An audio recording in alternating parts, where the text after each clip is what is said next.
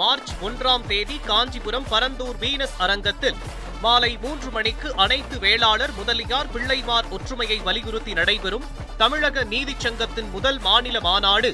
அழைக்கிறார் நிறுவன தலைவர் காஞ்சி தமிழன் டாக்டர் என் கார்த்திகேயன். அனைவரும் அலைகடலென திரண்டு வாரி வாரி.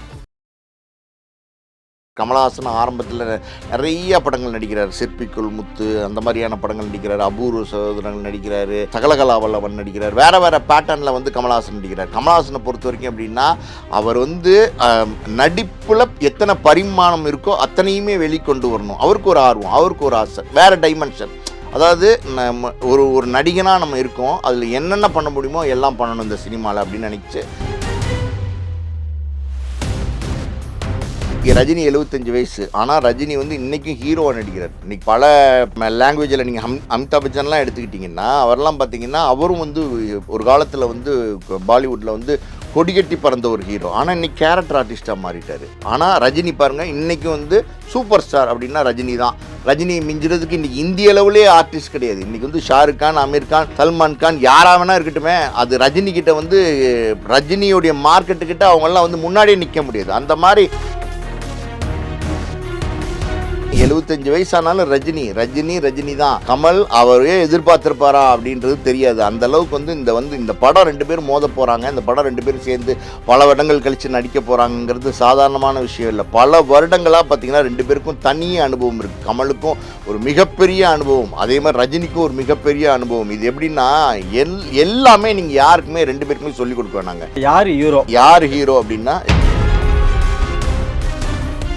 கமல் ரஜினி 2 பேரும் ஒரு ஸ்க்ரீனில் வராங்க அப்படின்னும் போது 2 பேரும் ஒருத்தருக்கு ஒருத்தர் வந்து அட்ஜஸ்ட் பண்ணி விட்டு கொடுத்து நடித்தாதான் இந்த ப்ராஜெக்டே பண்ண முடியும். ஆனால் நடிப்பில் 2 பேரும் விட்டு கொடுத்துக்குவாங்களா ஒருத்தருக்கு ஒருத்தர் அப்படின்னா விட்டு கொடுக்க மாட்டாங்க. கமல் வந்து எப்படின்னா நடிப்பு அசுரன். உண்மையாக சொல்ல போனால் அதான் உண்மை. நடிப்பு அசுரன். அப்படியே வந்து யாராக இருந்தாலும் சரி தூக்கி சாப்பிட்டு போயிடுவார். ஆனால் அப்படிப்பட்ட கமலுக்கே இந்த ப்ராஜெக்ட் வந்து சவாலாக இருக்க போகுது. என்ன சவால்? ரஜினி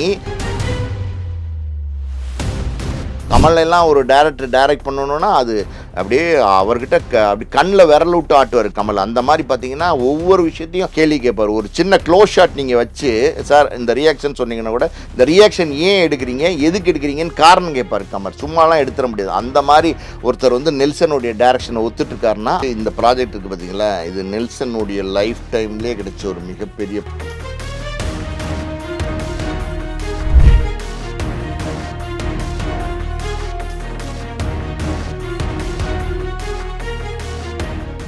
ரியல் ஒன் நேயர்களுக்கு வணக்கம். இன்று நம்முடன் இணைகிறார் ஆஸ்கார் மூவிஸ் தயாரிப்பாளர் திரு பாலாஜி பிரபு அவர்கள். வணக்கம் சார். வணக்கம். 47 ஆண்டுகளுக்கு பிறகு super star, universal hero, so 2 பேருமே இணைகிறாங்க. இதுக்கு முன்னாடி பார்த்தீங்கன்னா தயாரிப்பு நிறுவனத்தில் இணைகிற மாதிரியான ஒரு டாக் பேக் போயிடுது. சுந்தர் சி சில பல காரணங்களுக்காக அதை தவிர்த்துட்டார். ஸோ எதுக்கு ஒன்றாவே ஸ்க்ரீனில் வருவன்ற இந்த முடிவு எடுத்தாங்களான்னு தெரியல. 47 வருஷத்துக்கு அப்புறம் இந்த கூட்டணி இணையுது. கே பாலச்சந்தர் தயாரிப்பில் முதல் படத்தை தொடங்குறாங்க அபூர்வ ராகங்கள். அதே கேபியோட நினைத்தாலை இணைக்கும் படத்தில் இந்த கூட்டணியை கைவிடப்பட்டது, மறுபடியும் இணைகிறாங்க. ஸோ எப்படி இருக்கும் சார் இது? நிச்சயமாக வேறு மாதிரியான ஒரு காம்பினேஷன் தான் இது. ஆக்சுவலி பார்த்தீங்கன்னா 47 ஆண்டுகளுக்கு மேலே ரஜினியும் கமலும் வந்து சேர்ந்து நடிக்கவே இல்லை. ரஜினி கமல் ஆரம்பத்துலேருந்தே பார்த்திங்கன்னா நிறைய படங்கள் சேர்ந்து நடிச்சிருக்கிறாங்க. பல படங்கள், கிட்டத்தட்ட ஒரு 16 படங்களுக்கு மேலே 2 பேரும் சேர்ந்து நடிச்சிருக்கிறாங்க. அன்னைக்கு எல்லா படங்களுமே பேசப்பட்ட படங்கள். அதாவது வந்து பார்த்திங்கன்னா அபூர்வ ராகங்கள், ரஜினி நடிக்கிற முதல் படத்திலே கமலஹாசன் நடிச்சிருக்காரு. அதுக்கப்புறம் வந்து மூண்டு முடிச்சு, அப்புறம் தப்பு தாளங்கள், அலாவுதீனும் அற்புத விளக்கும், நிறைய படங்கள், ஆடுபுலி ஆட்டம், இப்படி பல படங்கள் வந்து ரஜினி கமல் சேர்ந்து நடிச்சிருக்கிறாங்க. அதில் பர்டிகுலராக சொல்லணும் அப்படின்னா நினைத்தாலே இனிக்கும், அப்புறம் இளமை ஆடுகிறது, இதெல்லாம் பார்த்தீங்கன்னா ரொம்ப ரொம்ப சூப்பராக இருக்கும் அந்த படங்கள்லாம். அந்த ஆரம்ப காலத்தில் ரஜினி கமல் 2 பேரும் சேர்ந்து நடித்த படங்கள். அதுக்கப்புறம் பார்த்தீங்கன்னா ரஜினி கமல் 2 பேரும் சேர்ந்து நடிக்காமல் பிரிஞ்சு நடிக்கிறதுக்கு காரணமும் சொல்லப்படுது. அது என்ன அப்படின்னா 2 பேருக்கும் தனித்தனியாக மார்க்கெட் வந்து உருவாயிருச்சு. அதனால் ரஜினி வந்து தனியாகவும் கமல் வந்து தனியாகவும் நடிக்கலாம் அப்படிங்கிற டிசிஷனே வந்து பார்த்திங்கன்னா 2 பேரும் சேர்ந்து எடுத்த முடிவு தான் அப்படின்னு சொல்கிறாங்க. இது ஒரு காரணம். இன்னொரு காரணம் என்ன அப்படின்னா 2 பேருக்குமே பார்த்திங்கன்னா ஒரு ஈகோ கிளாஷுமே வந்து ஸ்டார்ட் ஆயிடுச்சு ஒரு ஸ்டேஜுக்கு மேலே. ஏன்னா ரஜினியுமே பார்த்திங்கன்னா பயங்கரமாக மார்க்கெட்டில் வந்து பெருசாக வளர ஆரம்பிச்சிட்டாரு. கமலுமே பார்த்திங்கன்னா வேறு பக்கம் அவருமே வந்து பயங்கரமாக ஒரு மார்க்கெட்டுக்கு வர ஆரம்பிச்சிட்டாரு. ஸோ 2 பேரும் சேர்ந்து நடிக்கிறது வந்து சில பிரச்சனைகள் இருந்துச்சு அந்த நேரத்தில். ஸோ அதனால் 2 பேரும் அந்த நேரத்துலேருந்து பிரிஞ்சுட்டாங்க. அதுக்கப்புறம் தொடர்ந்து 47 ஆண்டுகளாக பார்த்தீங்கன்னா ரஜினி ஒரு பக்கம் வந்து அவருடைய ஸ்டைல், அதுதான் ரஜினின்னா ஸ்டைல் தான். ரஜினி அவருடைய பெருசாக ஸ்டைலே பெருசாக அழட்டிக்க மாட்டார், பெருசாக வந்து எதுவுமே அப்படி அவருடைய ஸ்டைல்லே வந்து எல்லாம் கடந்துடுவார். ஒரு ஆக்ஷனு, ஒரு காமெடி, அவரோட பேட்டர்னே பார்த்தீங்கன்னா ஒரு முழுக்க ஒரு மசாலா கண்டென்ட்டை வந்து ரஜினி வந்து கையில் எடுக்க ஆரம்பிச்சிட்டார். ரஜினி வந்து நல்லா தெளிவாக சில விஷயங்களை புரிஞ்சுக்க ஆரம்பிச்சிட்டார். அவர் ஆரம்பத்தில் வந்து பார்த்திங்கன்னா நிறைய நல்ல படங்கள்லாம் நடித்தார். 6லேருந்து 60 வரை. அப்புறம் பார்த்திங்கன்னா எங்கேயோ கேட்ட குரல், இந்த மாதிரி நிறைய படங்கள் நடித்தார். நல்லாயிருக்கும், ரஜினியோட ஆக்டிங் ரொம்ப சூப்பராக இருக்கும். நல்ல நடிகர் ரஜினிகாந்த். ஆனால் அப்புறம் அதுக்கப்புறம் ரஜினிக்கு வந்த படங்கள்லாம் பார்த்திங்கன்னா அன்னை ஒரு ஆலயம், பில்லா, ரங்கா, போக்கிரி ராஜா, குப்பத்து ராஜா, இந்த மாதிரி கழுகு, இந்த மாதிரி வரும்போது என்னென்னா ரஜினி வந்து ஒரு மாஸ் ஹீரோவாக வந்து ப்ரொஜெக்ட் ஆக ஆரம்பிக்கிறாரு. அடுத்த வாரிசு அதுன்னு எல்லா படங்களுமே ரஜினியோட படங்கள் வந்து பயங்கரமான ஒரு ஹிட்டு, பயங்கரமான ஒரு ஸ்டார் வேல்யூ ரஜினிக்கு ஏற ஆரம்பிக்குது. அந்த பீரியடில் ரஜினி வந்து தன்னை வந்து நல்லா உணர ஆரம்பிக்கிறார். என்னென்னா நம்ம கிட்டேருந்து ரசிகர்கள் வந்து ஒரு என்டர்டெயின்மெண்ட் தான் எதிர்பார்க்குறாங்க. அதாவது ஸ்டைல், அதை வந்து ஒரு ஆக்ஷன், ஒரு காமெடி, இதெல்லாம் தான் எதிர்பார்க்குறாங்க. நம்ம வந்து ஒரு முழுக்க ஒரு என்டர்டெய்னராக மாறிடுவோம் அப்படின்னு சொல்லிட்டு முழுக்க ஒரு மாஸ் ஹீரோவாக வந்து ரஜினி வந்து அப்படியே ட்ராவல் பண்ண ஆரம்பிக்கிறார். ரஜினியோட ட்ராவல்லாம் பார்த்திங்கன்னா முத்து, படையப்பா, பாஷா எல்லாமே பாருங்களேன் ஒரு மாஸ் ஹீரோவாக ரஜினி இருப்பார். அதே காலகட்டங்களில் கமலஹாசனும் பெருசாக வளர ஆரம்பிக்கிறார். கமலஹாசன் ஆரம்பத்தில் நிறைய படங்கள் நடிக்கிறார். சிற்பிக்குள் முத்து, அந்த மாதிரியான படங்கள் நடிக்கிறார். அபூர்வ சகோதரங்கள் நடிக்கிறார்.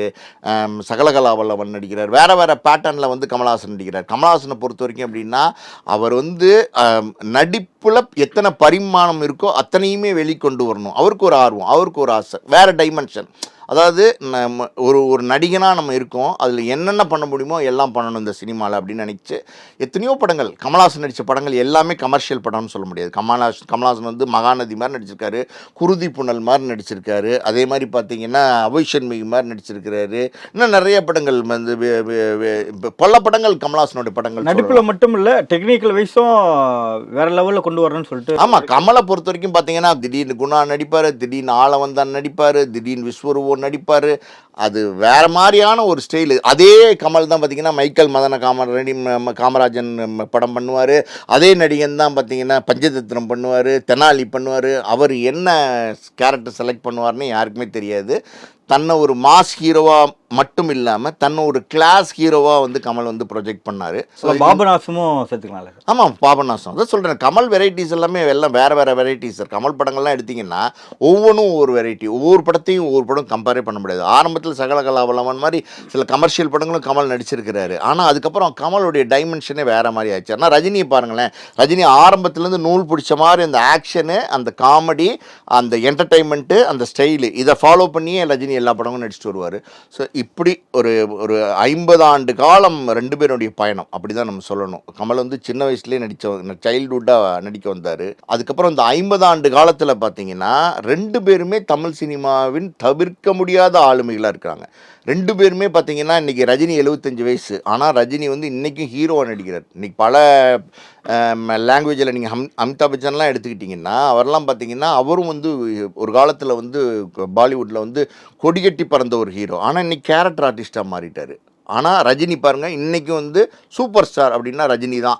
ரஜினி மிஞ்சுறதுக்கு இன்றைக்கி இந்திய அளவுலே ஆர்டிஸ்ட் கிடையாது. இன்றைக்கி வந்து ஷாருக் கான், அமீர் கான், சல்மான் கான், யாராக வேணா இருக்கட்டுமே, அது ரஜினிக்கிட்ட வந்து ரஜினியோடைய மார்க்கெட்டுக்கிட்ட அவங்கெல்லாம் வந்து முன்னாடியே நிற்க முடியாது. அந்த மாதிரி 75 வயசுலேயும் பார்த்தீங்கன்னா அந்த கரிஷ்மாவை வந்து ரஜினி அப்படியே மெயின்டைன் பண்ணிட்டு வர்றாரு. உடைக்க முடியல ரஜினி மார்க்கெட்டை. 50 வருஷமாக உடைக்க முடிஞ்சார், அது உடைக்கவே முடியல. என்னென்னமோ முயற்சி பண்ணி பார்த்தாங்க, யாரோ வந்தாங்க. அதுக்கப்புறம் ரஜினிக்கு அப்புறம் விஜய் வந்தாங்க, அஜித் வந்தாங்க, தனுஷ் வந்தார், சிம்பு வந்தார், சிவகார்த்தின் வந்தார், நேத்திக்கு வந்த பிரதீப் ரங்கநாதன் வந்தார். யார் வேணால் வரட்டும், சூர்யா, யார் வேணால் வரட்டும், ஆனால் நான் தான். என்னை யாராலையும் வந்து அடிச்சுக்க முடியாது. என்னுடைய சூப்பர் ஸ்டார் அந்த ஹீரோ வேல்யூ வந்து யாராலையும் டச் பண்ண முடியாது அப்படிங்கிறத இன்றைக்கும் அப்படியே நிலைநிறுத்திட்டு இருக்காரு. இந்த பக்கம் கட் பண்ணி நீங்கள் பார்த்தீங்கன்னா கமலஹாசன் அவர் வேறு டைமென்ஷனில் படங்கள் தோல்வி வெற்றி மாறி எத்தனையோ தோல்விகள் கமலஹாசன் சந்திச்சிருக்கிறார். எத்தனையோ கமலஹாசன் நடித்த பல படங்கள் தோல்வி படங்களாக இருந்திருக்கு. சமீபத்தில் வந்து தக் லைஃப் வரைக்கும், இந்தியன் 2 வரைக்கும். ஆனாலும் கமலஹாசன் அவருடைய அந்த ஸ்டைலை விட்டு கொடுக்காம தொடர்ந்து அடுத்தடுத்து அவர் வேற மாதிரியான படங்கள் நடிச்சிட்டு இருக்காரு. அவருக்கான ஆடியன்ஸு அது 50 வருஷமாக அதை அப்படியே அவர் வந்து தக்க வச்சுட்டு இருக்காரு. அப்போ என்ன இதில் எப்படின்னா, இந்த தமிழ் சினிமாவில் ஒரு 50 வருஷ ரெக்கார்டு நீங்கள் கடந்து போகவே முடியாது. அந்த 50 வருஷ ரெக்கார்டு எந்த ரெக்கார்டு அப்படின்னா, ஒரு காலத்தில் எம்ஜிஆர் சிவாஜி இருந்தாங்க. அதுக்கப்புறம் பார்த்தீங்கன்னா ஒரு மிகப்பெரிய ஒரு கமர்ஷியல் ஸ்டாராக 2 பேருமே இருந்து தமிழ் சினிமாவில் மிகப்பெரிய ஒரு வருமானத்தை ஈட்டி கொடுக்கக்கூடிய நடிகர்களாக, வியாபாரத்தில் வந்து டாப்பாக இருக்கிற நடிகர்களாக கமலும் ரஜினியும் 2 பேருமே இன்னைக்கு வரைக்கும் இருந்துக்கிட்டு இருக்காங்க. இன்னைக்கு வரைக்கும் 2 பேரும் பார்த்தீங்கன்னா ஹீரோஸாக நடிச்சிட்டு இருக்கிறாங்க. அப்படி ஒரு ஒரு வேல்யூ உள்ள 2 பேர் தமிழ் சினிமா அப்படின்னா இன்னைக்கு நீங்கள் 1000 தான் விஜய் அஜித் வந்திருந்தா கூட ரஜினி கமலை வந்து விட்டுட்டு அந்த ரஜினி கமல் பீரியட் இருக்குது பார்த்தீங்களா, அது இருக்கிறதுலே பெரிய நல்ல சூப்பர் கோல்டன் பீரியடு. அந்த ரஜினி கமலுக்கு இருக்கிற நட்பு இருக்குது பார்த்தீங்களா, அது வந்து அப்படிப்பட்ட ஒரு நட்பு. அதாவது இது வரைக்கும் எங்கேயுமே நீங்கள் இப்படி ஒரு நண்பர்களை பார்க்க முடியாது. 50 வருஷமாக பார்த்தீங்கன்னா ஒருத்தருக்கு ஒருத்தர் போட்டி, பொறாமை, கால் புணர்ச்சி எது இருந்தாலும் சரி எல்லாத்தையும் தாண்டி நட்பு அப்படின்னும் போது நான் இருக்கேன்டா அப்படின்னு கமல் ரஜினிக்கு கமலும் வந்து சப்போர்ட்டாக இருந்திருக்காங்க. எல்லா காலகட்டத்திலையும் கஷ்டத்தில் நஷ்டத்தில் சந்தோஷத்தில் எங்கே பார்த்தாலும் ஒன்றா இருந்து கட்டி பிடிச்சி தன்னுடைய அன்பை வெளி காமிச்சிருக்காங்க. ரஜினி பாருங்கள், கமல் கடன்பட்டார். அதாவது வந்து பார்த்தீங்கன்னா இந்த தக் லைஃப்பில் அவரும் ஒரு பெரிய இன்வெஸ்டரு. கிட்டத்தட்ட ஒரு 300 கோடி ரூபா 200 கோடி ரூபாய்க்கு மாதிரி கடன் ஆயிடுச்சு கமலுக்கு. அதனால் இமீடியட்டாக பாருங்கள், கமல் கேட்டுக்கிட்டதுனால உடனே கமலுக்கு ஒரு படம் பண்ணுறாரு. இமீடியட்டாக சிபி சக்கரவர்த்தி டைரக்ஷனில் வந்து கமலுக்கு ரஜினி ஒரு படம் தனியாக ஹீரோவாக நடிச்சு கொடுக்குறாரு. ஸோ இதெல்லாமே இருக்குது சார். இன்றைக்கி தமிழ் சினிமா அப்படின்னா 2 பேர் படங்கள் அது வந்து என்றைக்குமே வந்து மாஸ் தான், என்றைக்குமே வந்து டாப் தான், என்றைக்குமே 2 பேருக்கும் தனித்தனியான ஆடியன்ஸ் இருக்காங்க. இப்படி இருக்கிற காலகட்டத்தில் 2 பேரும் இணைஞ்சு ஒரு ப்ராஜெக்ட் பண்ண போகிறாங்க அப்படிங்கிறது மிகப்பெரிய ஒரு ப்ராஜெக்டாக இருக்கும். தமிழ் சினிமா இண்டஸ்ட்ரியை பொறுத்த வரைக்கும் இப்படி ஒரு ப்ராஜெக்ட், இது வந்து ஒரு கோல்டன் ப்ராஜெக்ட், ஒரு கோல்டன் ஆப்பர்ச்சுனிட்டி. அப்படி ஒரு ப்ராஜெக்ட் இப்போ வந்து அமைஞ்சிருக்கு. அது ஆரம்பிக்கிறாங்க, அதனுடைய ப்ரொமோ விட்டுருக்காங்கன்னும் போதே இவ்வளோ பெரிய எதிர்பார்ப்பை கிரியேட் பண்ணியிருக்கு. அந்த ப்ரொமோலேயே பார்த்தீங்கன்னா யார் ஹீரோ அப்படின்றத 2 பேருமே கேட்டிருப்பாங்க. எனக்கு தெரிஞ்சு யார் ஹீரோ அப்படின்னா இதில் 2 பேருமே ஹீரோ, இதில் 2 பேருமே வில்லன். 2 பேரும் பார்த்தீங்கன்னா ஒருத்தருக்கு ஒருத்தர் போட்டி போட்டு ஒருத்தருக்கு ஒருத்தர் சவால் விட்டு நடிக்க போகிறாங்க. அதில் எந்த சந்தேகம் கிடையாது. அதை நீங்கள் ப்ரொமோ பார்த்தீங்கன்னா ரஜினி அப்படி கமலை முதல்ல இன்ட்ரடியூஸ் பண்ணுறாங்க. கமல் அப்படி வந்து நிற்கிறாரு. அது ஒரு வேறு மாதிரி இருக்குது எக்ஸ்பீரியன்ஸு. ரஜினி அப்படி பார்த்தீங்கன்னா அசால்ட்டாக நிற்கிறார். அசால்ட்டாக அந்த சாவி கொத்து தூக்கி போடுவார் பார்த்துருக்கீங்களா, அப்படி யாருமே எதிர்பார்த்துக்க மாட்டாங்க. போட்டாரா அது யாருமே எதிர்பார்க்க மாட்டாங்க. கமலே எதிர்பார்த்துருப்பாரான்னு தெரில. அப்போ என்ன இது இந்த படத்தில் என்ன தெரியுமா, அதாவது வந்து ரஜினி ஸ்டைல் சீக்வன்ஸு சூப்பர் ஸ்டாரே அவரே தான் பண்ண மாதிரி தான் அது யதார்த்தமாகவே இருந்தது. அதான் சொல்கிறேன்ல, ரஜினி 75 வயசானாலும் ரஜினி தான். கமல் அவரே எதிர்பார்த்திருப்பாரா அப்படின்றது தெரியாது. அந்த அளவுக்கு வந்து இந்த படம் 2 பேரும் மோத போகிறாங்க. இந்த படம் 2 பேரும் சேர்ந்து பல வருடங்கள் கழித்து நடிக்க போகிறாங்கிறது சாதாரணமான விஷயம் இல்லை. பல வருடங்களாக பார்த்தீங்கன்னா 2 பேருக்கும் தனியே அனுபவம் இருக்குது. கமலுக்கும் ஒரு மிகப்பெரிய அனுபவம், அதே மாதிரி ரஜினிக்கும் ஒரு மிகப்பெரிய அனுபவம். இது எப்படின்னா எல்லாமே நீங்கள் யாருக்குமே 2 பேருக்குமே சொல்லிக் கொடுக்க வேணாங்க. அந்த ப்ரொமோ பார்த்தீங்கல்ல, அவங்க 2 பேரும் நடந்து வர லுக்கு, கூலிங் கிளாஸ் போடுறது, ஸ்டைலு, வாக்கு எல்லாமே வேற மாதிரி. பார்த்தீங்கன்னா ப்ரொமோல சின்ன கிளாஸஸ் இருக்க மாதிரி தானே காமிச்சிருக்காங்க. ஆமா, நிச்சயமா கோட்டை சார் எடுத்துட்டாரு அப்படின்னும் போது அதை சார் எடுத்துட்டாரா அப்படின்ற மாதிரி சின்ன ஈகோவோட தானே வருது. அது ஈகோ படத்துலயும் இந்த ஈகோ இருக்கு அப்படின்னு நம்ம அது 2 விதமா எடுத்துக்கலாம். அது ஈகோ அப்படின்னு எடுத்துக்கலாம், அதை விட்டு கொடுத்து நடிக்க போறாங்கிறதையும் எடுத்துக்கலாம். அதாவது கமல் ரஜினி 2 பேரும் ஒரு ஸ்கிரீன்ல வராங்க அப்படின்னும் போது 2 பேரும் ஒருத்தருக்கு ஒருத்தர் வந்து அட்ஜஸ்ட் பண்ணி விட்டு கொடுத்து நடிச்சாதான் இந்த ப்ராஜெக்டே பண்ண முடியும். ஆனா நடிப்புல 2 பேரும் விட்டு கொடுத்துக்குவாங்களா ஒருத்தருக்கு ஒருத்தர் அப்படின்னா விட்டு கொடுக்க மாட்டாங்க. கமல் வந்து எப்படின்னா நடிப்பு அசூரன், உண்மையாக சொல்ல போனால் அதான் உண்மை. நடிப்பு அசூரன், அப்படியே வந்து யாராக இருந்தாலும் சரி தூக்கி சாப்பிட்டு போயிடுவார். ஆனால் அப்படிப்பட்ட கமலுக்கே இந்த ப்ராஜெக்ட் வந்து சவாலாக இருக்க போகுது. என்ன சவால்? ரஜினி அப்படி அவருடைய மாஸ் ஸ்டைல் ஒன்று இருக்குது பார்த்தீங்களா, அதுலேயே வந்து ரஜினி வந்து தூக்கி சாப்பிட போகிறாரு. அதை எப்படி கமல் வந்து பேலன்ஸ் பண்ண போகிறார், ரஜினிக்கு எப்படி கமல் ஈடு கொடுக்க போகிறாரு அப்படிங்கிறது. அதாவது நடிப்பிலே வந்து பிறந்து நடிப்பிலே வளர்ந்த ஒரு நடிகனுக்கே இன்னைக்கு வந்து இந்த படம் சவாலாக இருக்க போது. அந்த சவால் அது எப்படி வந்து கமல் மீட் அவுட் பண்ண போகிறான்னு தெரில. அது பார்த்து அந்த படம் வந்தால் தான் நம்ம அதை பார்க்க முடியும். 2 ஜம்பவன்களுமே ஆரம்ப காலத்தில் நடிக்கும் போது கேபி ஸ்ரீதர் சார் இவங்களோட ஹேண்டில் தான் நடிச்சிருந்தாங்க. 2 சூப்பர் ஸ்டாரையுமே வச்சு நெல்சன் வந்து ஹேண்டில் பண்ணணும். என்னம்மா கதைக்கும் சவால் தான், ஸோ ஸ்க்ரீன் பிளேவே சவால் தான் 2 பேருக்குள்ள. எனக்கு தெரிஞ்சு இந்த ப்ராஜெக்ட் இருக்குது பார்த்தீங்களா, இது நெல்சனுடைய லைஃப் டைம்லேயே கிடைச்ச ஒரு மிகப்பெரிய ப்ராஜெக்ட். அதாவது வந்து இது வந்து ஹிஸ்ட்ரி, யாருக்கும் கிடையாது ஒரு ஆப்பர்ச்சுனிட்டி. இது வந்து ஹிஸ்ட்ரி, இது வந்து வரலாறு, இது வந்து அப்படியே சங்கர் சாருக்கு இது கிடைக்கல, லோகேஷ் கனகராஜும் கிடைக்கல. ஸோ யாரெல்லாம் பெரிய மணிரத்னம் சாருக்கும் இது கிடைக்கல. அதாங்க நான் தான் சொல்கிறேன்ல, நெல்சன் கோலமாக கோகிலான்னு ஒரு படம் எடுக்கும்போது இப்படி ஒரு ப்ராஜெக்ட் பண்ண போகிறோங்கிறத ஒரு கனவுல கூட நினச்சி பார்த்துருக்க மாட்டார். அப்படி ஒரு ப்ராஜெக்ட் வந்து நெல்சனுக்கு வந்து அந்த ஆப்பர்ச்சுனிட்டி அமைஞ்சிருக்கு. நெல்சனை பொறுத்த வரைக்கும் பார்த்தீங்கன்னா பீஸ்ட்னு ஒரு மிகப்பெரிய தோல்வி படம் அது விஜய்க்கு கொடுத்தாரு. அந்த நேரத்தில் பார்த்தீங்கன்னா பல பேர் சொன்னாங்க ரஜினி கிட்ட, அதாவது வந்து அவருடைய அடுத்த படம் ஜெயிலர் வந்து நெல்சனோட பண்ண போகிறதா ஏற்கனவே கமிட் ஆயிருந்து அனௌன்ஸ் பண்ணியிருந்தாங்க. அப்போ ரஜினி கிட்ட என்ன சொன்னாங்கன்னா, சார் கொஞ்சம் யோசிச்சு பண்ணலாம், நெல்சன் வேணாம், பீஸ்ட் மிகப்பெரிய தோல்வின்னு சொன்னாங்க. ஆனால் ரஜினி என்ன சொன்னார்னா, நான் வந்து கமிட் பண்ணி அனௌன்ஸ் பண்ணிட்டேன் அந்த டைரக்டரை, அவர் ஒரு இளைஞர், அவர் நான் இப்போ வேணான்னு சொல்லி இந்த படத்துலேருந்து நீக்கினேன்னா அவருடைய எதிர்காலமே போயிடும் அப்படின்னு சொல்லி ரஜினி வந்து நெல்சனுடைய டைரக்ஷனில் தைரியமாக நம்பிக்கையாக நடித்தார். அந்த படம் தான் ஜெயிலர். அந்த படம் ரஜினி வச்ச நம்பிக்கையை 100% வந்து ஜெயிலரில் நெல்சன் வந்து காப்பாற்றினார். அதுக்கப்புறம் அதே நெல்சனோட ஜெயிலர் 2 படத்தில் நடிக்க ஒத்துக்கிட்டார். ஜெயிலர் 2 படமும் அதே மாதிரி வந்து பார்த்திங்கன்னா ரொம்ப பிரமாதமாக நெல்சன் வந்து பண்ணியிருக்காரு. அந்த நெல்சனோட ஒர்க் பண்ண ஒரு எக்ஸ்பீரியன்ஸ் ஜெயிலரில், ஜெயிலர் 2ல், அப்போ அதில் வந்து ரஜினிக்கு ஒரு பெரிய ஒரு நம்பிக்கை நெல்சன் மேலே வந்துருச்சு.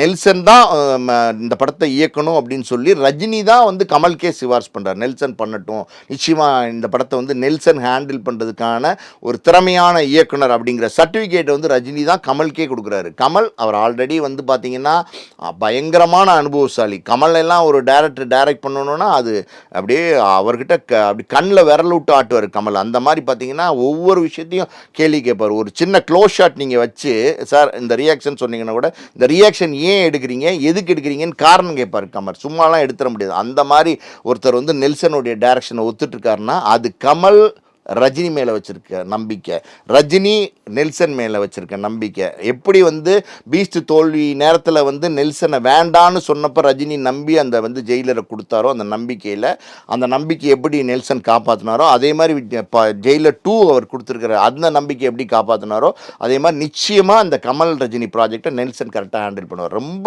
வந்து நெல்சன் வந்து சரியான இயக்குனர் தேர்வுன்னு தான் நான் சொல்கிறேன். ஏன்னா வந்து நெல்சன் வந்து பார்த்திங்கன்னா ஓவராக வந்து ஆக்ஷன் பண்ணுறதில்ல, ஓவராக வெட்டு குத்து அடிதடி ரத்தம் கலரி இதெல்லாம் பண்ணுறதில்ல, ஒரு அளவோடு வந்து ஒரு ஆக்ஷன் கொடுக்குறாரு. அதே நேரத்தில் ஒரு பிளாக் காமெடி கொடுக்குறாரு, ஹியூமர் இருக்குது படத்தில், ஒரு ஃபேமிலியும் கனெக்ட் பண்ணுறாரு. நீங்கள் நெல்சனோட படங்கள்லாம் எடுங்களேன், எல்லாமே வந்து பார்த்திங்கன்னா ஃபேமிலியோடு கனெக்ட் பண்ணுறாரு. ஜெயிலரும் அப்படி தான், ஜெயிலர் 2வும் அப்படி தான். அப்படின்னும் போது ஸோ நெல்சன் இந்த ரஜினி கமல் படத்துக்கு ஒரு லைனை வந்து ரஜினிகிட்ட சொல்லி, அந்த லைனை வந்து கமல்கிட்ட ரஜினி சொல்லி அவங்க 2 பேருமே கலந்து ஆலோசித்து இது சரியாக வரும்னு முடிவு பண்ணியிருக்காங்க. இது ஒரு அருமையான ஆப்பர்ச்சுனிட்டி சார். நெல்சன் மிஸ் பண்ண மாட்டார். நிச்சயமா இந்த படத்தை வந்து ஒரு கிராண்ட் சக்சஸ் ஆக்குவாருங்கிறது என்னுடைய நம்பிக்கை. கதை என்ன மாதிரியான கதையாக இருக்கும் சார்? ஏன்னா அந்த கலர்ஸ் அந்த ப்ரோமோவில் பார்க்கும்போது பார்த்தீங்கன்னா 80s பீரியட் கலர்ஸ் தான் கட்டுறாங்க. ஸோ அதுக்கான ஃப்ளாஷ்பேக்கான கதையாக இருக்குமா இது? இது ஒரு விண்டேஜ் கமல், விண்டேஜ் ரஜினி தான் அந்த ப்ரோமோவில் வந்து காமிச்சிருக்காங்க. ஏன்னா அந்த அளவுக்கு அவங்களுடைய அதாவது லுக்கிலேருந்து அவங்களுடைய எல்லாமே பார்த்தீங்கன்னா அந்த ஆரம்ப காலத்தில் 2 பேரும் இளமையாக இருக்கும்போது பண்ண படங்கள், அவங்க அப்போ எப்படி இருந்தாங்களோ அதை தான் இந்த படத்தில் வந்து ப்ரோமோவில் காமிச்சிருக்காங்க. எனக்கு தெரிஞ்சு பார்த்தீங்கன்னா இந்த படம் வந்து ஒரு பெரிய சவாலாக தான் இருக்கும். இந்த கதையே வந்து ஒரு சவாலான கதையாக தான் இருக்கும். ஏன்னா என்ன கதையாக இருக்கும், கதையே ஒரு சவாலான கதையாக தான் இருக்கும். என்ன கதையாக இருக்கும் அப்படிங்கிறது நம்ம இப்போ முழுமையாக ரஜினிக்கான கதையா இல்லை கமலுக்கான கதையா? இது ரஜினி கமலுக்கான கதை. இது ரஜினிக்கான கதையா, இது கமலுக்கான கதைனா இது ரஜினி கமலுக்கான கதை. ரஜினிக்கு கதைன்னா கமலுக்கு சூட் ஆகாது, கமலுக்கான கதை ரஜினிக்கு சூட் ஆகாது. அதான் சொல்றேன்ல, இது ரஜினிக்கான கதையில கமல் சூட் ஆவாரு, கமலுக்கான கதையில ரஜினி சூட் ஆவார். அப்படிதான் இந்த கதை அமைப்பு இருக்கும். நிச்சயமா இந்த படத்துல வந்து அவங்க கேட்பாங்க யார் ஹீரோ அப்படின்னு கமல் கேட்பாரு. அது யார் ஹீரோன்னு கேட்குறாங்கல்ல ஜி சொல்லுங்க அப்படின்னு ரஜினி சொல்லுவார். அப்போ வந்து யார் ஹீரோ இந்த படத்தில் அப்படின்னா யாரோ ஒருத்தர் ஹீரோ, இன்னொருத்தர் வந்து வில்லன் அப்படிங்கிற மாதிரி ஒரு டவுட்டை வந்து உருவாக்கியிருக்காங்க. ஆனால் எனக்கு தெரிஞ்சு பார்த்தீங்கன்னா 2 பேருமே ஹீரோ, 2 பேருமே வில்லன். அப்படி தான். அதாவது எனக்கு ஒரு லைன் மைண்டில் என்ன அப்படி இருக்குது அப்படின்னா, ஒரு காலகட்டத்தில் 2 பேரும் நண்பர்களாக இருக்கிறதுக்கான வாய்ப்பு இருக்குது. அப்போ 2 பேரும் ரொம்ப திக்கஸ்ட் ஃப்ரெண்ட்ஸாக இருக்கிறதுக்கான வாய்ப்பு இருக்குது. அதுக்கப்புறம் அவங்களுக்குள்ள ஏதோ ஒரு காரணத்தினால ஒரு கிளாஷ், அந்த கிளாஷில் பார்த்தீங்கன்னா 2 பேருமே ரிவர்ஸ் ஆகி அடுத்து செகண்ட் ஆஃப் டேக் ஆஃப் ஆச்சுன்னு வச்சுங்க, அது வேறு மாதிரி இருக்கும். அப்படி தான் அது கதையாக இருக்கும். 2 பேரும் ஹீரோ, 2 பேரும் ஃப்ரெண்ட்ஸு, 2 பேரும் எப்போவுமே ஒன்றா கட்டி பிடிச்சிட்டு சுற்றுறாங்க அப்படின்னா அதில் பெப் இருக்காது, டெம்போ இருக்காது, கதையில் வந்து எக்ராது அந்த கதை. அதனால் வந்து பார்த்திங்கன்னா ஒரு காலகட்டத்தில் நண்பர்களாக இருக்கிறவங்க அதுக்கப்புறம் பார்த்திங்கன்னா பார்த்தீங்கன்னா விரோதிகளாக மாறுறாங்க. நம்ம அண்ணாமலையா அந்த படம், அண்ணாமலை படத்தில் பார்த்தீங்கன்னா சரத்பாபுவும் ரஜினியும் க்ளோஸ் ஃப்ரெண்ட்ஸு. ஆனால் அந்த அந்த மாட்டு கொட்டாயெல்லாம் இடித்ததுக்கப்புறம் அப்படியே வந்து சேலஞ்ச் பண்ணுவார் பார்த்தீங்களா, அங்கே படம் அப்படியே டேக் ஆஃப் ஆகும் பார்த்தீங்களா. அந்த மாதிரியான ஒரு கதைக்களமாக இருக்கிறதுக்கு அதிகமான வாய்ப்பு இருக்குது. யார் ஹீரோ தெரிஞ்சிடுச்சு, யார் ஹீரோயின்? யார் ஹீரோ தெரிஞ்சிருச்சு, யார் ஹீரோயின் அப்படின்னா இன்றைக்கி நிறைய பேர் வந்து காம்படிஷனில் இருக்காங்க. அதில் யார் அவங்க எடுக்க போகிறாங்கன்னு நம்ம இப்போ யூகிக்க முடியாது. இன்றைக்கி நிறைய முன்னணி நடிகர்கள் இருக்காங்க, புதுமுகங்களே நிறைய பேர் உள்ளே வந்துருக்குறாங்க. ஸோ அதில் யாராக இருக்கும் அப்படிங்கிறது இப்போ நம்ம டிசைட் பண்ண முடியாது. அந்த தயாரிப்பு நிறுவனம் தான் அதை அனௌன்ஸ் பண்ணணும். இந்த ப்ரமோ இப்போ வந்து விட்டுருக்குறாங்க. ஆனால் இந்த படம் வந்து பார்த்திங்கன்னா 2027 தீபாவளிக்கு தான் வரப்போகுது. அதுக்கு நடுவில் வந்து ரஜினிகாந்த் வந்து பார்த்தீங்கன்னா ஜெயிலர் ஆல்மோஸ்ட் ஷூட்டிங் முடிஞ்சிருச்சு. அதனுடைய இறுதிக்கட்ட படப்பிடிப்பில் கொஞ்சம் வேலை மட்டும்தான் ரஜினிக்கு இருக்குது. அது முடிஞ்சோடனே ஜூலையில் வந்து 12ஆம் தேதின்னு நினைக்கிறேன், அது வந்து ஜெயிலர் 2 வந்து ரிலீஸ் ஆக போகுது. அதுக்கப்புறம் பார்த்தீங்கன்னா இமீடியட்டாக சிபி சக்கரவர்த்தியோட ப்ராஜெக்ட் வந்து டேக் ஆஃப் ஆக போகுது. அதாவது ராஜ்கமல் தயாரிப்பு, ரஜினி ஹீரோ. அந்த படம் ஒரு குறுகிய கால தயாரிப்பு, அதை முடிக்கிறாரு ரஜினி. இந்த பக்கம் கமல் வந்து பார்த்தீங்கன்னா அன்பறிவு ப்ராஜெக்ட் வந்து அதுவும் ஒரு குறுகிய கால தயாரிப்பு, அது ஒரு ஆக்ஷன் படம், அதை வந்து கமல் முடிக்கிறாரு. ரெண்டு பேருமே இந்த 2 ப்ராஜெக்டையும் முடித்ததுக்கப்புறம் இந்த ரெட் ஜெயின் ப்ராஜெக்ட், ரஜினி கமல் சேர்ற இந்த ப்ராஜெக்ட் வந்து இணைய போகிறாங்க. ஸோ இது ஏன் இவ்வளோ சீக்கிரமாக இந்த ப்ரொமோ வந்து ரிலீஸ் பண்ணணும் அப்படின்னா, இந்த ராஜ்கமல் ஃபிலிம்ஸில் ரஜினி வந்து நடிக்கிறார் இல்லையா, அதுதான் ரஜினி கமல் இணையிற படம் அப்படின்னு ஒரு டாக் இருந்துச்சு.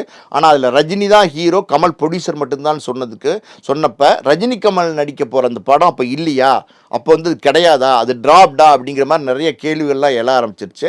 அது ட்ராப்டு கிடையாது, அது கன்ஃபார்ம்டு ப்ராஜெக்ட் தான் அப்படிங்கிறத வந்து உறுதிப்படுத்துறதுக்கும், இன்னொன்று வந்து எப்படின்னா இந்த ஓடிடி சேனல்ஸ்லாம் வந்து ஒரு கேலண்டரே முதல்ல போட்டுறாங்க. இப்போ 2026 என்னென்ன படங்கள் வரப்போகுது, பெரிய படங்கள், அந்த ஓடிடிங்கிறத முதலே வந்து கேலண்டர் மாதிரி போட்டுறாங்க, நெட்ஃப்ளிக்ஸ்லேருந்து அமேசான்லேருந்து எல்லாருமே. அதனால் 2027 அது கிராண்டான படம் தீபாவளிக்கு வரப்போகுதுங்கிறது அது ஆல்ரெடி அவங்க கன்ஃபார்ம் பண்ணி அவங்க அங்கே வந்து அந்த வியாபாரமும் பண்ணிட்டாங்க அந்த ஓடிடிக்கு. அதனால் வந்து பார்த்திங்கன்னா அதுக்கு இந்த ப்ரொமோ வந்து முன்னாடியே விட்டுருக்காங்க.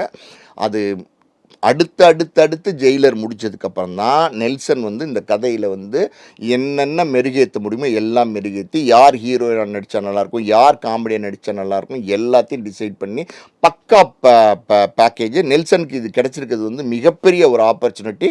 அதை முழுசாக வந்து நெல்சன் வந்து யூட்டிலைஸ் பண்ணுவார். கதைப்படி 2 பேரும் நண்பராக இருப்பாங்க, அதுக்கப்புறம் அவங்களுக்குள்ள கிளாஷ் நடக்கும் அப்படின்னு சொன்னீங்க. அந்த கிளாஷ் வந்து ஒரு ஹீரோனுக்காக நடக்கக்கூடிய கிளாஷாக இருக்குமா, இல்லை இப்போ ரீசெண்டாக வர படங்கள் எல்லாம் பார்த்தீங்கன்னா இந்த ஸ்மக்லர் சம்மந்தப்பட்டு தான் எல்லாமே வந்துட்டுருக்கு. ஸோ இது ஓரியன்டாக இந்த படம் இருக்குமா? எனக்கு தெரிஞ்சு இந்த ரெண்டுமே இருக்காது. ஹீரோயின்காண்டி நடக்கிற கிளாஷ்லாம் அவங்க பண்ண மாட்டாங்க. ஏன்னா வந்து 2 பேருமே மெச்சூர்ட் ஆர்டிஸ்ட், 2 பேருமே 70+ இருக்காங்க. அதனால் 2 பேரும் பார்த்திங்கன்னா ஒரு ஹீரோயினுக்கு போட்டி போடுறாங்கிற மாதிரியான கதைக்களமாக இது இருக்கிறதுக்கு வாய்ப்பே இல்லை. இன்னொரு பக்கம் பார்த்திங்கன்னா இந்த ஸ்மெக்லிங்கு இதில் எல்லாம் கிளாஷ் வந்துச்சுன்னா அதெல்லாம் பார்த்திங்கன்னா பெருசாக எடுபடாது. எப்படி வந்து அண்ணாமலையில் வந்து ஒரு நண்பர்களுக்குள்ள ஒரு விரோதம் வந்து 2 பேரும் நெருங்கிய நண்பர்களாக இருக்காங்க, அது அங்கே ஒரு விரோதம் குரோதம் எப்படி உருவாச்சு, அது கரெக்டாக எப்படி ஒரு சீன் பண்ணியிருந்தாங்களோ அந்த மாதிரி வந்து ஏதாவது இந்த நட்பு உடையிற மாதிரி ஒரு ஒரு ஒரு அழுத்தமான காரணம் உள்ளே இருக்கும். அந்த அழுத்தமான காரணம் தான் இன்ட்ரோல் பிளாக்காக இருக்கும். அந்த இன்ட்ரோல் பிளாக் வரைக்கும் ரஜினி கமல் 2 பேர் சேர்ந்தா எப்படி இருக்கும், சேர்ந்துருந்தா எப்படி இருக்கும்ன்ற மாதிரி என்ஜாய் பண்ணுற மாதிரி சாங்ஸ்லேருந்து எல்லா விஷயங்களையும் வந்து அந்த படத்தில் காமிக்கிறதுக்கு வாய்ப்பு இருக்குது. அதுக்கப்புறம் வந்து அந்த டேர்ன் ஆகும்போது அந்த கதை அது 2 பேருமே வந்து எதிரும் புதிருமாக நிற்கும் போது அது எப்படி இருக்க போகுது அப்படிங்கிறது தான் இந்த எனக்கு தெரிஞ்சு இப்படி ஒரு கதையாக தான் இருக்கிறதுக்கு வாய்ப்பு இருக்குது. இது இல்லாட்ட கூட 2 பேரும் ஒரு காலகட்டத்தில் நெருக்கமாகவும் அதுக்கப்புறம் பிரிஞ்சு எதிரும் புதிருமாக நிற்கிற மாதிரி தான் இந்த கதை இருக்கும். அப்போ தான் அது நல்லாயிருக்கும், அப்போ தான் டேக் ஆஃப் ஆகும், அப்போ தான் வந்து பார்த்திங்கன்னா ஆடியன்ஸ்ட்டை நீங்கள் கிளாப் வாங்க முடியும், ஆடியன்ஸ் அப்போ தான் விசில் அடிக்க வைக்க முடியும். இந்த படம் தான் இவங்களோட 2 பேருக்கும் கடைசி படமாக இருக்குமா சார்? எனக்கு தெரிஞ்சு இந்த படத்துக்கு அப்புறம் ரஜினி கமல் சேர்ந்து நடிக்கிறதுக்கான வாய்ப்புகள் ரொம்ப ரொம்ப கம்மி. கமல் எப்பவும் போல் நடிக்க போகிறாரு. ரஜினி வந்து அதாவது வந்து எப்படின்னா அந்த அளவுக்கு கலையை நேசிக்கிறார் ரஜினி. இன்னும் எத்தனை படம் நடிப்பார்னே தெரியாது. அவர் வந்து நடுவில் எல்லாம் பார்த்தீங்கன்னா ஒரு வருஷத்துக்கு ஒரு படம் நடித்தாலே பெருசாக இருந்துச்சு இந்த பாபா காலகட்டத்தில் எல்லாம். அதுக்கப்புறம் இப்போ பயங்கரமாக டேக் ஆஃப் ஆகி பார்த்தீங்கன்னா பேக் டு பேக் வந்து ப்ராஜெக்ட் பண்ண ஆரம்பிச்சார். கூலி முடித்தார், அதுக்கு முன்னாடி ஜெயிலர் முடித்தார், இப்போ ஜெயிலர் 2 பண்ணுறாரு, இப்போ பார்த்தீங்கன்னா அந்த ராஜ்கமல் ஃபிலிம்ஸ் பண்ணுறாரு, அதுக்கப்புறம் இப்போ கமல் ரஜினி பண்ணுறாரு. அடுத்து என்ன ப்ராஜெக்ட்டுன்னு ரஜினி நேரம் டிசைட் பண்ணியிருப்பார். இல்லைன்னா புதுசாக ஏதாவது ஒரு ப்ராஜெக்ட் ரஜினி டிசைட் பண்ணி அவரும் தொடர்ந்து நடிப்பார். ரஜினி கமல் கமல் சேர்ந்து இன்னொரு படம் நடிப்பாங்களா அப்படின்னா அதுக்கான வாய்ப்புகள் ரொம்ப ரொம்ப கம்மி. இதுதான் வந்து ஒரு ஐகானிக் ப்ராஜெக்டாக இருக்கும். இதுதான் ரஜினி கமல் சேர்ந்து நடிக்கிற கடைசி ப்ராஜெக்டாக இருக்கும். ஆனால் கமலும் தனியாக நிறைய படங்கள் நடிப்பார், ரஜினியும் நிறைய படங்கள் நடிப்பார். சினிமா குறித்த பல அப்டேட்டுகளை பதிவு செய்தமைக்கு மிக்க நன்றி சார். நன்றி.